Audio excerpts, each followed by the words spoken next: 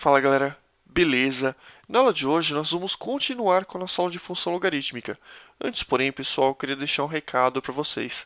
Inscrevam-se no nosso canal no YouTube, porque só assim você vai ficar a par de todas as nossas novidades. Beleza, galera? Vamos ver então o exercício. Esboçar o gráfico da função y é igual a log de x na base 2. A gente vai fazer isso pelo método da tabela, ou seja, a gente vai chutar valores para o x e, a partir disso, calcular valores para o y. Igual que a gente já fazia na nossa função exponencial. Se você não viu ou se você não lembra dessa aula, revise a nossa aula de funções exponenciais. Lá a gente mostrou isso melhor. Outra coisa, pessoal, você não pode chegar e chutar qualquer número aqui para o x. Tem que tomar alguns cuidados. Por exemplo, se você chutar x igual a 3, 2 elevado a quanto que vai dar 3? Sei lá, vai dar muito trabalho de calcular isso.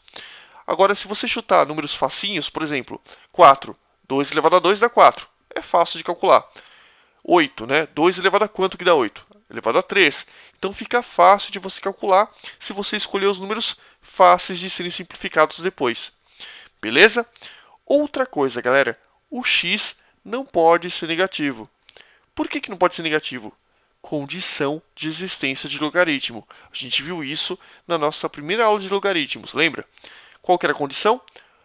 Aqui o logaritmo não pode ser negativo, ou seja, ele tem que ser maior que zero, e a base, além de ser maior que zero, tem que ser diferente de 1.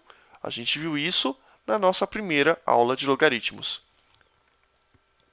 Então eu chutei alguns números. Por exemplo, eu chutei x igual a meio e calculei 2 elevado a quanto vai dar meio?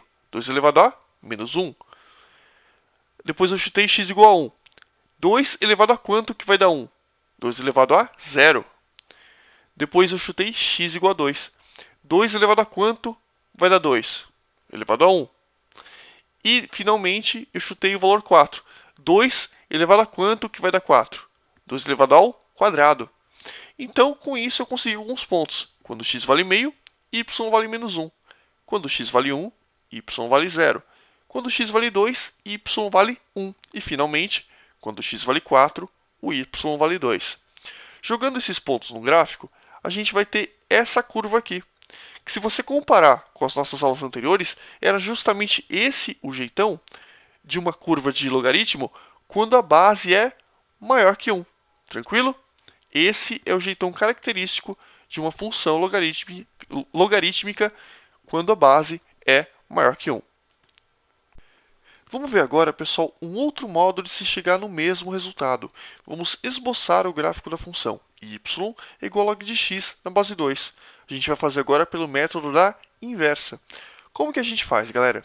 A gente já aprendeu que a inversa da função logarítmica é a função exponencial. A gente também já aprendeu, a gente está careca de saber como é que é o jeitão da função exponencial. Se você não viu ou se você não lembra, revise as nossas aulas anteriores, inclusive as aulas de função exponencial. São muito importantes. Beleza. Se você traçar o gráfico dessa função, você vai obter esse jeitão aqui.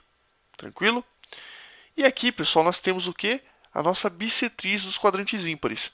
Você lembra que sempre que eu tiver uma função e tiver a bissetriz dos quadrantes ímpares, o que eu posso fazer?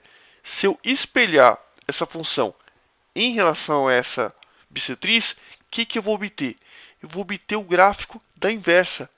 Lembra que eu falava para vocês que se eu tenho duas funções, uma inversa em relação à outra, elas são simétricas em relação à bissetriz dos quadrantes ímpares. Falei isso para você várias vezes. Pois é justamente o que está fazendo aqui.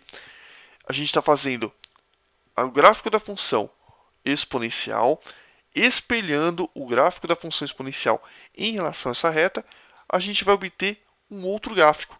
Essa inversa que a gente acabou de obter é a função logarítmica. Importantíssimo saber disso. Tá certo, o outro método da tabela é muito mais fácil, mas pode acontecer de repente, na prova, você ter que usar esse conceito para uma questão um pouquinho mais difícil. Então tá aí dado para vocês. Beleza, galera? Valeu então!